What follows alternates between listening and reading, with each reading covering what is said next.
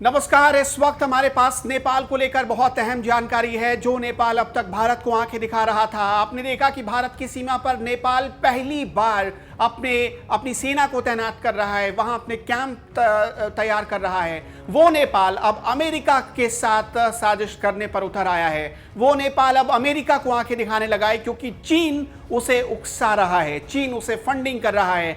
अब कैसे नेपाल ने अमेरिका के खिलाफ एक्शन लेना शुरू कर दिया या अमेरिका को आंख दिखाना शुरू कर दिया है, हम आपको वो समझाने की कोशिश करते हैं। और इसका नेपाल पर क्या असर पड़ेगा, इसका दुनिया में क्या असर पड़ेगा, दूसरे देशों पर, भारत पर क्या असर पड़ेगा, आप वो भी समझिए। अभी हाल ही में अमेरिका ने दो बड़े देशों पर प्रतिबंध लगाया गया, ईरान और चीन पर। ईरान और चीन पर अमेरिका ने प्रतिबंध लगाए, लेकिन अब ईरान के बैंकों ने नेपाल के बैंकों से मदद मांगी है। और नेपाल के बैंकों को मदद कौन कर रहा है, तो चीन कर रहा है। और नेपाल के बैंकों ने ईरान को मदद करने के लिए हामी भर दी है। इससे अमेरिका नाराज हो गया है।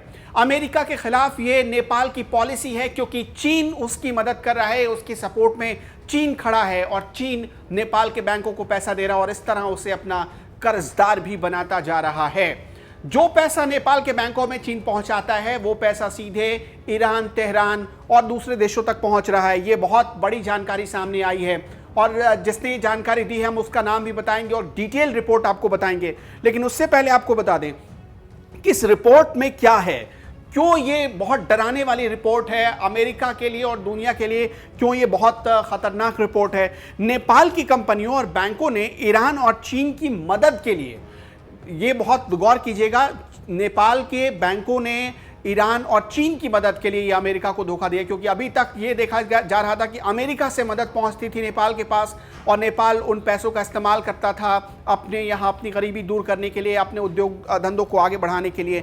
फिनलेस फाइल जो रिपोर्ट आई है, उस रिपोर्ट का नाम है फिनलेस फाइल्स, जिसमें कहा गया है कि दिसंबर 2006 से लेकर मार्च 2017 के बीच नेपाल के 9 बैंकों, 10 कंपनियों और अलग अलग लोगों ने सीमा पार जो बिजनेस है उसके नाम पर संदिग्ध पैसों का लेन देन किया। और ये पैसों का लेन देन कहां से हुआ?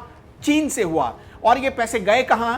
ईरान में गए और तेहरान में गए। आपको भी पता है कि इस साल की शुरुआत से ही, यानी 2020 जब से शुरू हुआ, तब से ईरान और अमेरिका में कैसी जंग छिड़ी हुई है। ईरान और अमेरिका दोनों को एक दूसरे के कट्टर दुश्मन मानने लगे हैं।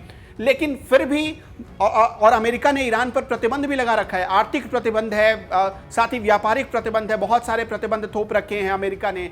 इसके बाद भी प्रतिबंधों को लांघने का मतलब होता है कि अमेरिका से सीधे दुश्मनी लेना। लेकिन नेपाल को इसकी कोई परवाह नहीं। नेपाल को ऐसा लगता है, वो इस गलतफहमी में है कि चीन उसे बचा लेगा, लेकिन ऐसा नहीं है। चीन पीठ में ही खंजर घोंपता रहा है और अब एक बार फिर से नेपाल की इस गलती की सजा उसे मिल सकती है। क्योंकि एन वक्त पर जब भी अमेरिका ने नेपाल को मदद पहुंचाई है, अब देखिए जब से त्रासदी आई, चाहे वो 2013-14 का भूकंप रहा हो या फिर नेपाल में बाढ़ की स्थिति रही हो, अमेरिका ने नेपाल तक मदद पहुंचाई। लेकिन इन तमाम चीज़ों को दरकिनार करते हुए, भूलते हुए नेपाल ने अब अमेरिका के पीठ में खंजर घोंपा है, क्योंकि उसे पता है कि चीन उसके साथ है तो उसका कोई कुछ नहीं बिगाड़ सकता। उन बैंकों के नाम भी मैं आपको पढ़कर सुनाता हूं जिन बैंकों के जरिए ये मदद ईरान और तेहरान तक पहुंचाए जा रहे हैं। Standard chartered bank, prime commercial bank, bank of Kathmandu, Everest bank, Nepal investment bank, mega bank, Himalayan bank, Nepal Bangladesh bank. इन बैंकों के जरिए संदिग्ध पैसों की लेन देन हुई है। नेपाल की 10 ऐसी कंपनियां शामिल हैं जो सीधे तौर पर इस लेन देन में शामिल है।